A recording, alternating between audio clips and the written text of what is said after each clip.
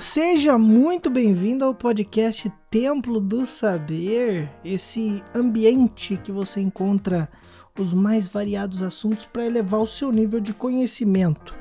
Bom, hoje a gente tem um tema mega interessante, né? Dado os escândalos que a gente já presenciou o nosso governo do nosso país fazer.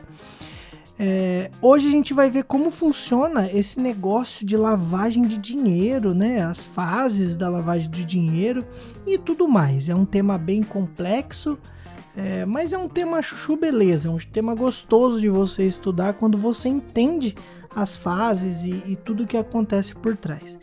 Certinho? Então bora!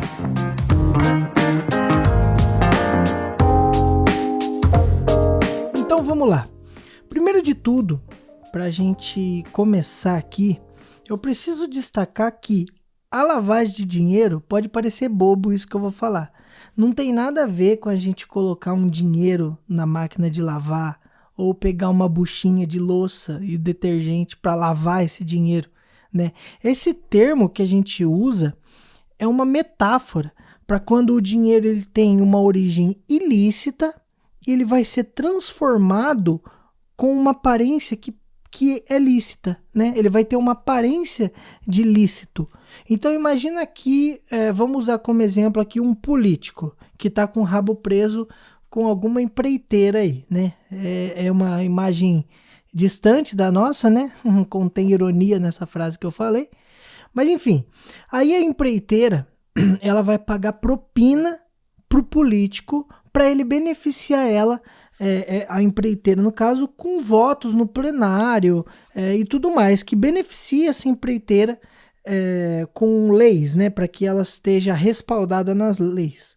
Enfim, para isso ela vai pagar a propina. O ponto é que esse político, ele está recebendo um dinheiro ilegal. Concorda comigo?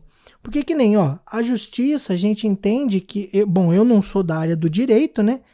Minha área é economia, só que a gente sempre ouve que a justiça, ela é cega, ou seja, ela vai não beneficiar, mas ela vai atuar para que quem seja inocente ou quem esteja fazendo algo de errado pague, né? Seja preso, receba a devida punição, né? Só que daí o que acontece? A gente está vendo aqui que essa empreiteira ela vai pagar um dinheiro ilegal para esse político. E esse político vai estar trabalhando para a empreiteira, né? Ele vai estar com o rabo preso ali. Então pensa comigo, o político ele não pode chegar no banco com esse dinheiro de propina para depositar lá e falar, bom, esse dinheiro que eu tenho aqui é de propina, tá ligado? Ou um traficante, por exemplo, de bairro aí, ele vai lá com o dinheiro para depositar e fala, não, é de tráfico. Meu, aposto que ele nem sai do banco, né? É cadeia na certa. Então, essa galera faz alguma coisa para deixar esse dinheiro sujo com uma aparência de limpo. Um dinheiro que é ilícito com uma aparência de lícita, né? Por exemplo, o político, do nosso exemplo aqui, para receber a propina da empreiteira, ele recebe, por exemplo, carro em nome da empreiteira, imóvel, consultoria, ele presta consultoria, entre aspas, né? Palestras. E esses dois que eu acabei de falar, consultoria e palestra, eles são muito usados pela dificuldade de mensurar um valor de uma propriedade intelectual. Por exemplo, quando a gente trata de propriedade intelectual, ou seja, quando você vai dar uma palestra, é difícil de você bater o martelo num preço dessa palestra. Os caras usam também paraísos fiscais, como, por exemplo, a Suíça, né, que é um país que é bastante livre de fisco, né, de impostos. E até, no caso, empresa de fachada, que eles vão usar para poder maquiar esse dinheiro ilícito para deixar ele com aparência de ilícita, como se essa empresa estivesse prestando um serviço para uma empreiteira ou, enfim, para quem vai pagar a propina. Ou seja, a gente vê aqui uma triangulação, né, entre o pagador da propina e o recebedor da propina.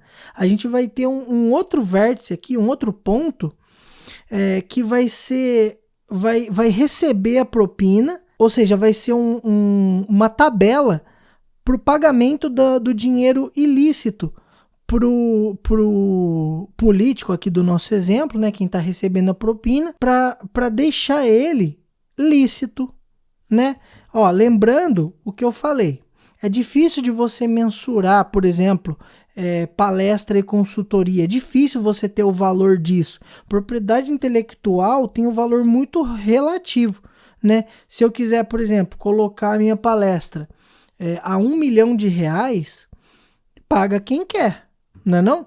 Ou seja, por exemplo, imagina que você que está escutando aqui agora tem uma empresa e decide aqui contratar o Richão para poder fazer uma palestra sobre investimento ou economia na sua empresa. E aí você pergunta para mim, quanto é que está a sua palestra? Bom, é R$1 milhão minha palestra. Você vai pagar se você quiser. Só que é relativo. Ou seja, tipo, para mim, minha palestra vale R$1 milhão. Para outras pessoas não vale. Só que, se não me pagar esse 1 milhão, eu não vou. Então, por exemplo, esse aqui é só um exemplo para ilustrar como que aparenta essa lavagem de dinheiro. Então, imagina o cara chega lá no banco e mostra uma nota que ele fez uma palestra em uma empresa, por exemplo, por R$60 mil em espécie. O dinheiro, ele está aparentemente limpo. Porque pensa, ele prestou um serviço que não tem nada de ilícito nele, certo? Ou seja, quando o empresário buscou uma palestra para os funcionários, ou enfim, para a galera da empresa, ele estava buscando, sei lá, elevar o nível de conhecimento da empresa. Então ele foi lá e pagou esse dinheiro. Ninguém tem nada a ver com isso, sabe? Se ele estiver pagando o imposto correto com essa nota, para o Estado tá ok. Só que não tá, porque a gente sabe que ele tá beneficiando essa empresa que pagou a propina para ele, né? Propina é crime, para ele poder beneficiar ela. Então perceba que essa aparência de deixar ele lícito é que é o problema. Por quê? Muitas vezes não vai dar para poder identificar do outro lado, depois que passou por essa maquiagem que eles fazem, né? E essa lavagem de dinheiro que acontece, ela vem, no caso, em 3 fases, que são a colocação, a integração e a ocultação. E a gente vai ver cada uma delas agora. Bora lá, vamos falar da primeira fase da lavagem de dinheiro, que é a colocação. Aqui, presta atenção, a gente vai ver o dinheiro entrando na economia. Ou seja, é quando a empreiteira do nosso exemplo agora anterior paga a propina para o político do nosso exemplo também. Então pensa, aqui imagina que o político e a empreiteira estão mantendo contato, né? E aí eles pegam e falam assim, pô, mas você vai, enfim, beneficiar a gente lá, tal? Vou. Então quanto que vai ficar? Sei lá, 1 milhão. Tá certo, a gente vai pegar e vai dar 1 milhão para você. Aqui está sendo colocado o dinheiro. É a fase da colocação. Já a segunda fase é a fase da ocultação, né? Onde o político, do nosso exemplo também, ele vai dificultar o rastreamento do dinheiro. Ele vai maquiar para que o dinheiro pareça lícito. Aqui a gente vê o cidadão mandar o dinheiro, por exemplo, para o exterior, né? Por exemplo, para paraísos fiscais, igual eu falei que na Suíça é um bom paraíso fiscal, para dificultar esse rastreio. E não precisa ser só dinheiro vivo não, viu? O político ele pode receber, por exemplo, carro, né? Por alguma palestra que tenha feito, pode receber algum imóvel. Então, como é que ele vai declarar lá na Receita, no imposto de renda, por exemplo? Ah, mas essa casa aqui que você recebeu, é de onde? Não, aqui, ó, eu tenho a nota que eu ganhei esse imóvel referente a uma palestra que eu dei, ou sei lá, um conjunto de palestras que eu dei, e aí eu recebi isso daqui. Cara, não tem como você mensurar isso e saber se é verdade ou se não é. É a palavra de um contra o outro. E por fim, a gente tem a terceira fase, que é a integração. Ou seja, aqui a gente vai ver o dinheiro voltar para a economia com uma aparência lícita, né? Imagina que na lavagem de dinheiro a gente tem a colocação, que é o dinheiro. Imagina que a gente está colocando o dinheiro numa máquina de lavar, né? Só uma metáfora aqui para gente compreender. E aí, a integração é esse dificultamento no rastreio, tá lavando o dinheiro. E aí, quando você retira o dinheiro para botar lá no sol para secar, é a integração, ou seja, aqui o dinheiro vai voltar na economia como uma forma lícita, né? No caso, seria basicamente aquela notinha, né? Do serviço que você prestou, do produto que você vendeu, sei lá. Tem muitos jeitos, né, de você lavar o dinheiro assim. Aí você me pergunta, poxa, não tem nenhum órgão que fiscaliza isso, né? Tem sim, né? No caso, a gente vai ver agora quais são os órgãos e as penas que tem para quem comete esse crime de lavagem de dinheiro. Bom, muito bem. A gente já viu como funciona, né, a lavagem de dinheiro, né? Mas qual é o órgão que fiscaliza isso, né? E se o político for pego, qual que é a pena, né? Vamos ver tudo isso daí. Primeira das perguntas, quem que fiscaliza tudo isso? Quem que fiscaliza é o Conselho de Controle de Atividades Financeiras, vulgo COAF. Eu aposto que você já ouviu, né? Era muito comum lá em 2010, sei lá, 2012, quando o Lula, a Dilma estava no poder e teve todo aquele esquema do mensalão, o negócio do triplex também. A gente ouvia muito nos jornais, né, no Jornal Nacional, falar sobre o COAF, né? E esse é um órgão que ele atua para combater a lavagem de dinheiro. Por exemplo, o banco vai tomar posturas em alguns eventos que acontecem ali para receber o dinheiro, para evitar essa lavagem de dinheiro. No caso, por exemplo, transações de 10 mil ou suspeitas, se eu não me engano é 10 mil, ou transações suspeitas, o agente do banco avisa o COAF. Aí o COAF vai lá, entra com uma investigação para esse sujeito que está tentando fazer essa transação. Se o COAF chegar à conclusão que o dinheiro é ilícito e ele está tentando maquiar de algum jeito, o bichão é preso, que a gente vai ver agora, daqui a pouco, quais são as penas, né? E esse é dos eventos, por exemplo, e outro, se eu não me engano, é 50 mil. A partir de 50 mil, o agente tem que avisar o COAF independente, né? Então, por exemplo, se eu não me engano, é esses valores, gente. Pode ser esse valor, eu acredito que seja esse, só que pode ser a mais também, ou a menos. Então, por exemplo, sei lá, imagina que o cara, o limite ali é, sei lá, 10 mil reais de transação. Você pode colocar até 10 mil de espécie no banco. Aí o cara vem todo dia com 8 mil reais ou 7 mil reais, sabe? Pô, é suspeito, não é? Então, aí o agente do banco vai lá e avisa o COAF, sem avisar o cliente, tá? Porque senão o cliente vai ficar sabendo, né? E vai maquiar mais ainda ou vai fugir. Mas enfim, aí você me faz outra pergunta. E se o cara fizer um Pix para outro, né? Ou uma empreiteira fazer um Pix pro político de um grande valor assim? Gente, na boa, transação financeira digital como o Pix ou até mesmo os antigos DOC, né, e TED, já são rastreados, né, por estar sendo movimentadas digitalmente. Por exemplo, o computador do Banco Central já sabe que você fez aquela movimentação financeira, né? E pensa comigo também, imagina uma empreiteira fazer um Pix com valor de 1 milhão para um político.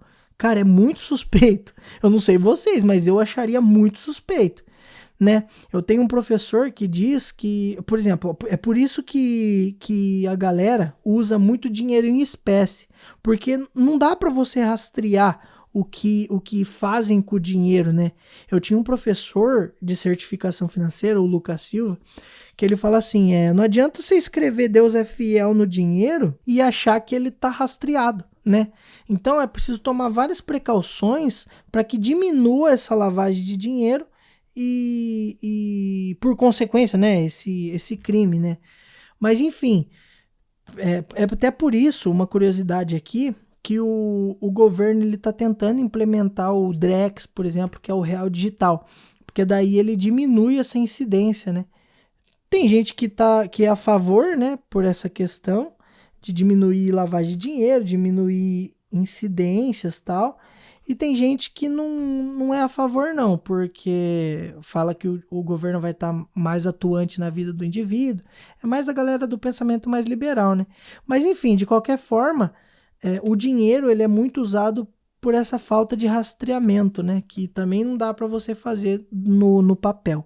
Mas vamos lá, para terminar o nosso assunto de hoje aqui, qual é a pena para quem comete o crime de lavagem de dinheiro, né? Vamos lá, a pena para quem comete o crime é basicamente reclusão, ou seja, é prisão de 3 a 10 anos, mais multa. Mas tem uns detalhes nessa pena aí. Quando essa pena é feita em organização criminosa, agora eu vou puxar o exemplo lá de trás, lá. José Genuíno, todo o esquema do mensalão, foi feito em organização criminosa. Essa pena ela pode ser aumentada de 1/3 até 2/3 essa pena. Então imagina que o cara pegou 10 anos de prisão, se ele fez em organização criminosa, essa pena pode ir de 1/3 até 2/3 a mais a pena.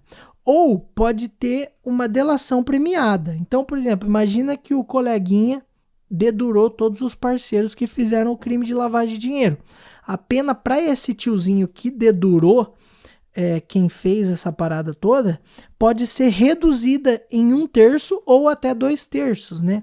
Lembrando que a gente está acostumado a ver lavagem de dinheiro no âmbito político, mas, existe esse crime nos mais variados setores, né, ou âmbitos, né, ou ambientes, que no caso pode ser pessoa física, traficantes, né, empresas e, pasmem, existe até em igrejas. Olha que doideira, né, que era para ser um lugar livre de tudo isso, mas enfim, né, o que não falta é pilantra para tentar passar a perna em nós.